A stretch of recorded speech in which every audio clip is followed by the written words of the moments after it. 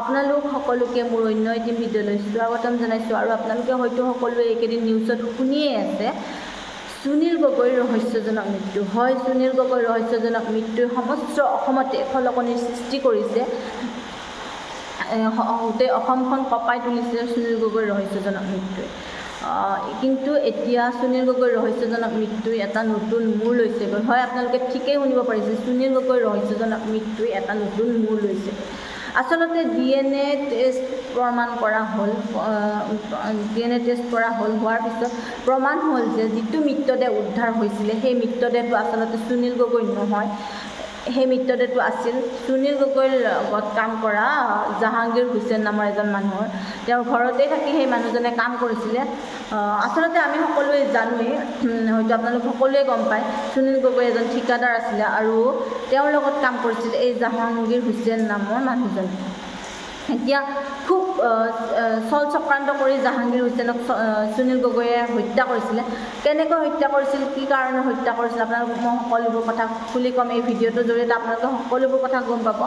ভিডিঅ'টো আপোনালোকে শেষলৈ চাই থাকক, চাই থাকিলে আপোনালোকে সকলোবোৰ কথা গম পাব।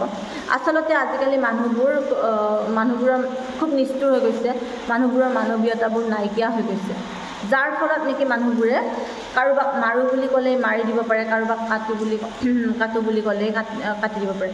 তেওঁক মাৰা বা কাটাৰ আগত, হত্যা কৰাৰ আগত এবাৰো নাভাবে যে মানুহজনৰ নিজৰ যে কোনোবা আত্মীয় স্বজন আছে, তেওঁ যে নোহোৱা হৈ গ'লে তেওঁ আত্মীয় স্বজনবিলাকৰ কি হ'ব তেওঁলোকে কোনোদিন নাভাবে।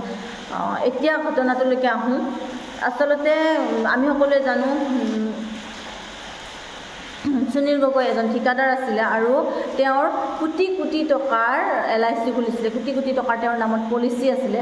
আৰু হয়তো আমি সকলোৱে ভালদৰে জানো যে এটা পলিচি খোলাৰ পিছত যদি মানুহজন হঠাতে এক্সিডেণ্ট হৈ যায় বা হঠাৎ ঢুকাই যায়, কিবা এনেকুৱা হৈ যায়, তেতিয়া তেওঁলোকে গোটেই পলিচিৰ পইচাটো পায়। সেইটো কাৰণতে সুনীল গগৈয়ে জাহাংগীৰ